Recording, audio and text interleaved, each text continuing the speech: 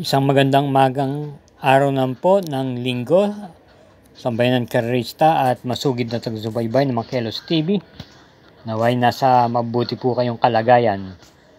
Tayo po ay mag-uumpisa na po magbigay ng ating giya para sa araw na to, linggo, October 20, 2024, kung saan meron pong 7 pangarera at magsisimula po ito ng alas 2 ng hapon. Manipis lang din po ang pagkaka-line up ng mga magsisitakbo. Gayunpaman, samahan niyo na po ako upang maihatid na po sa inyo ang aking mga giya. Salamat po.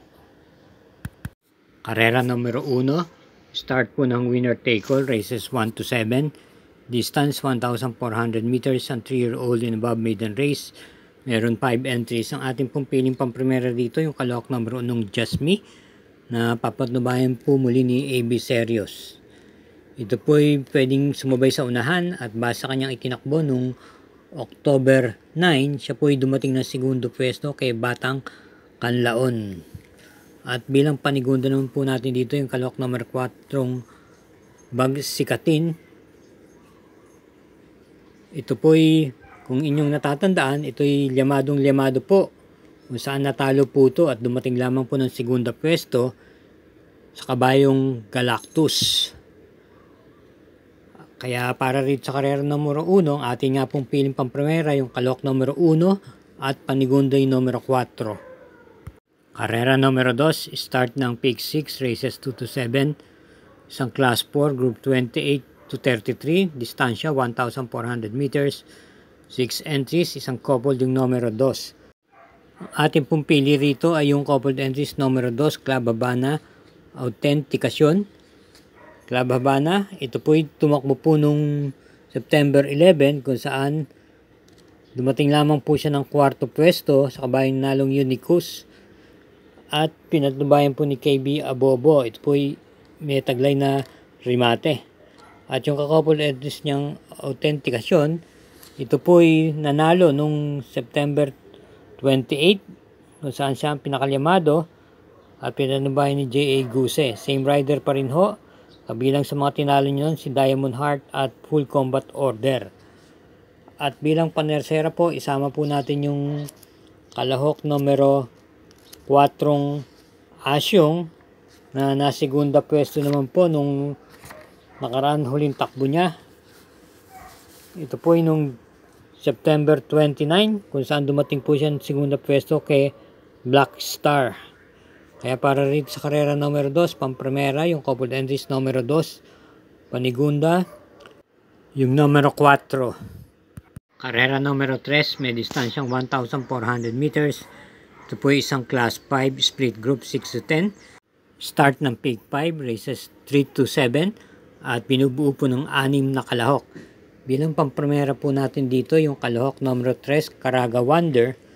Ito po ay rerendahan po muli ni C.P. Henson, may angkin tuling at base sa kanyang tinakbo noong September 28. Ito po ay dumating lang po ng segundo pwesto kay You Never Know kung saan natalo po siya ng kalahating katawan. At bilang panigundo po natin dito yung kalahok numero 5 Electrify na isang derimate, rerendahan naman po ni J.D. Flores. Dumating po rin ng segundo pwesto ito noong September 29 kung saan natalo lamang po siya ng leeg sa kabayang nanalong Blaine the Ghost. Isang pong derimate. Kaya para dito sa karera numero 3, pamprimera yung numero 3, panigundo yung numero 5. Karera numero 4, start po ng Peak 4, races 4 to 7, isang class 4, group 16 to 21, distance 1,400 meters, 6 entries, isang coupled yung numero 3. Atin pong napipisil pamprimera rito yung kalahok numero 6, Coal Digger na muling rerendahan po ni J.A. Guse. Ito yung may taglay pong remate pero naturuan na rin po itong sumunod-sunod at kumuha na rin po ng unahan. Base sa kanyang tinakbo nung nakaraan September 21, ito po ay kasama sa kumuha ng unahan sa largahan pero dumating lamang po siya ng segundo pwesto sa kabayong nanalong Autumn Shower. At bilang panigunda naman po natin dito yung kalahok number 3 Captain Det Det na naipipacing at pwedeng kumuha rin ng bandera. Ito ay may taglay naman pong panalo noong October 5, kung saan nanalo po ito ng kalahating katawan at tinalo niya po si Tugatog at Mythic Leila. At muling rerendahan po ni JB Bakaykay. Kaya para rito sa karera numero 4, pampremera yung numero 6, panigundo yung numero 3. Para po sa atin mga updated mga giya, huwag po tayong makakalimot na mag-subscribe, paki-share na rin po at i-hit na rin po ang like button. Salamat po. Karera numero 5, may distansyang 1,400 meters, isang class 4, group 22 to 27, 7 entries, isang couple yung numero 2. At pong piling pampremera yung kalahok numero 4, Chocolate Thunder, na gamay po ni BJB Galleta. Ito po may naitalang panalo kung saan tinalo niya na rin po rito si Charm Campaign na siyang makakalaban din. Kaya siya po ang ating pampremera dito, may taglay na tuling at pwede pong iparimate o ipacing din. At bilang panigunda na rin po yung coupled entries numero 2, Sister Moon at Charm Campaign. Kaya muli para rito sa karera numero 5, pampremera numero 4 at panigundo yung numero 2. Karera numero 6, penultimate race. May distansyang 1,400 meters, isang class 5, split group 11 to 15. At meron tayong 7 kalok dito. Bilang pampremera po natin dito yung kalok numero 1, Ayuda, na muling random po ni MM Gonzales. Ito po ay dumating lang po ng segundo no October 13 sa kabayang nanalong Amor My Love. Ito po ay may taglay na remate. At bilang panigunda po natin dito yung numero 7, Bohemian, nakagaya lang po sa panalo. Papatubayan muli ni J.A. Guse noong October 12 kung saan tinalo niya po si Bontay Shore. Ito po ay meron din pong remate ito pag sapit ng meta. Kaya para rito sa karera numero 6, pampremera numero 1 at panigunda yung numero 7. Karera numero 7, last daily double, paratingan po ng winner take all, pick 6, pick 5 at pick 4. At ito ay may distansyang 1,400 meters ang class 3 and 4.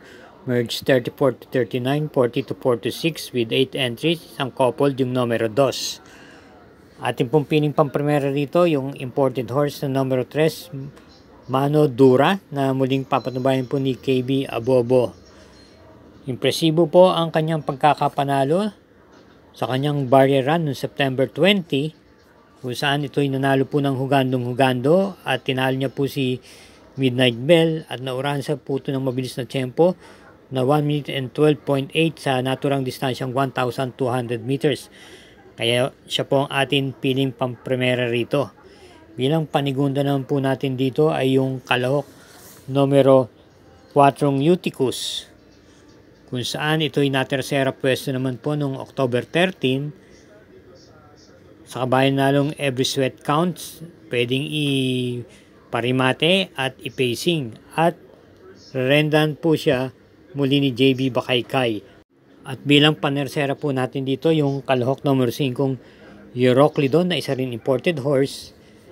Ito po ay nasigunda naman po doon din sa karerang pinaluan ni Every Sweat Counts noong October 13 at nirendahan po siya ni RA Base. Ito po ay may taglay na ripate at naipipacing. Kaya para dito sa karera numero 7, pampremera yung numero 3, panigundo numero 4 at panersera yung numero 5. Muli, dito na po tayo nagtatapos mga katrokis at sambayanan karerista. Hari naway pala rin po tayo at matapat po ang ating mga giya. Thank you again for watching at hinay-hinay lang po sa ating paglilibang. Good luck po.